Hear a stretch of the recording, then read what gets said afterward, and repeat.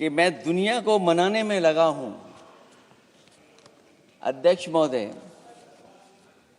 मैं भारतीय जनता पार्टी के लिए बता रहा हूं ये लाइनें कि मैं दुनिया को मनाने में लगा हूं, मेरा घर मुझसे रूठा जा रहा है।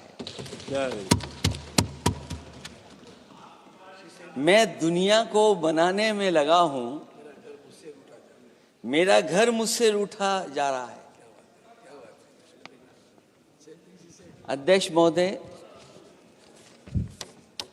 बात शुरू करने से पहले मैं सबसे पहले भारत की सेना, उसका आभार, उसका धन्यवाद देना चाहता हूं। दुनिया में साहसी फौजों में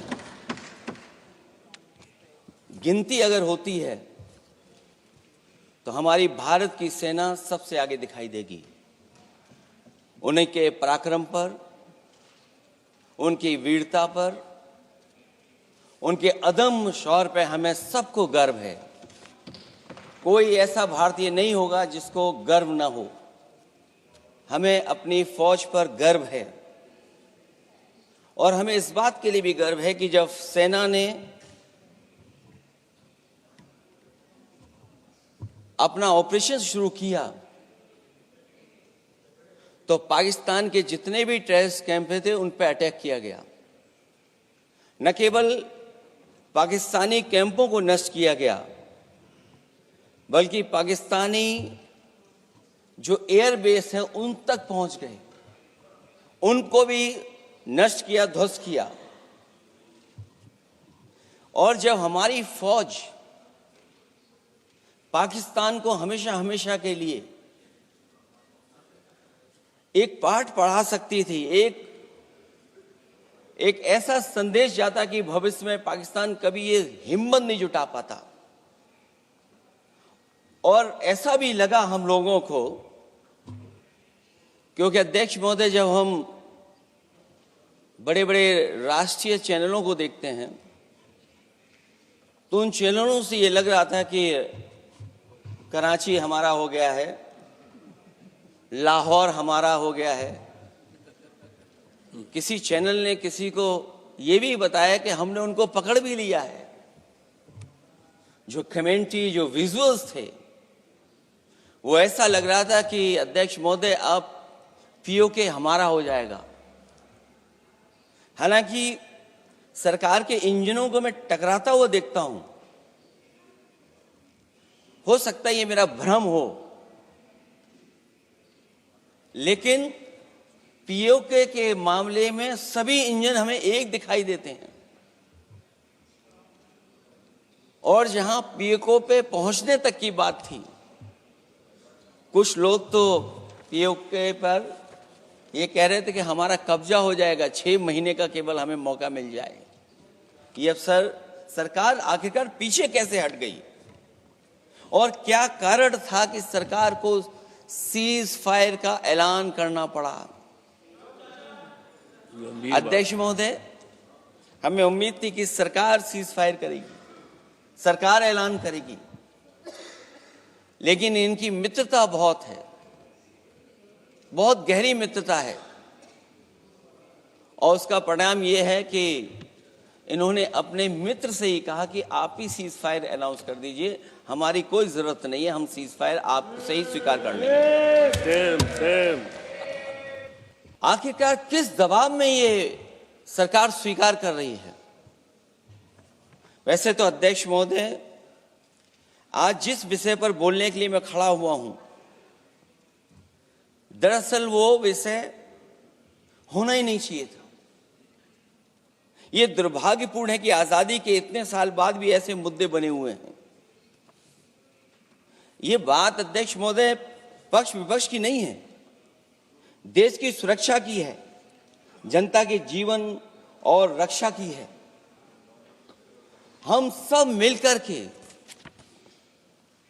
कोई ऐसी नीति रणनीति बनाते क्यों नहीं है जिससे सीमाएं हमेशा हमेशा शांत रहें। लेकिन पहलगांव की घटना ने साबित कर दिया है कि लापरवाही देशवासियों की जान ले सकती है।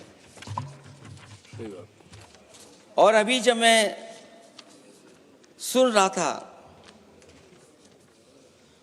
और बहुत ही उत्तेजित भाषा में जब जवाब मिल रहा था,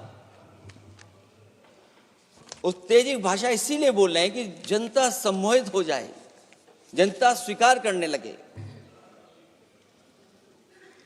लेकिन सच्चाई ये नहीं है। आप कितना भी उत्तेजित बोलें, देश की जनता समझ रही है। ये सही है कि जनता के इमोशंस का लाभ आप उठा रहे हैं शासन करने के लिए। जनता का इमोशन का लाभ उठाती है सरकार। मुझे याद है कि जिस दिन पहलगाम हमला हुआ,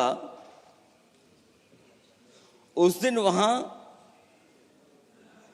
का हर पर्यटक पूछ रहा था, जो पर्यटक पूछ रहे थे कि खतरों के बीच मेरी रक्षा करने वाला कोई वहां क्यों नहीं था। आखिरकार ये सबके मन में सवाल यही है कि जिस समय घटना हुई, आखिरकार उन्हें बचाने वाला कोई क्यों नहीं था। और जो सरकार ये दावा करती है, 370 के बाद ये कहा सरकार ने कि भविष्य में कोई आतंकवादी घटना नहीं होगी, वहां टूरिज्म बढ़ेगा। जितने लोग वहां गए वो सरकार के भरोसे पे गए थे, वो सरकार के आश्वासन पे गए थे। और आखिरकार सिक्योरिटी लैब्स की जिम्मेदारी कौन लेगा? अध्यक्ष महोदय, सबसे बड़ा सवाल यही है कि सिक्योरिटी लैब्स का रिस्पॉन्सिबल कौन होगा, वो जिम्मेदारी कौन लेगा? और ये जो पहलगांव की घटना हमारे इंटेलिजेंस फेलियर की वजह से है। उन्हें मैदान को खुला छोड़ दिया। वो सरकार जानती होगी कि कितना समय लगा होगा फोर्सेस को आने में। आखिरकार वो जिम्मेदारी किसकी है? और फिर सरकार को यह जरूर बताना चाहिए कि सरकार क्या क्या कदम उठा रही है कि भविष्य में ऐसी घटना ना हो। क्योंकि पहलगांव से पहले पुलवामा भी हुई, और पुलवामा में भी यही बात रखी गई थी कि इंटेलिजेंस फेलियर है। उस समय भी किसकी जिम्मेदारी थी इंटेलिजेंस फेलियर की? किसी को नहीं पता। और अगर इंटेलिजेंस फेलियर पहले था तो पहलगांव में भी वही इंटेलिजेंस फेलियर हम लोगों को और पूरी देश की जनता जानती है। आखिरकार जिम्मेदारी किसकी बनती है?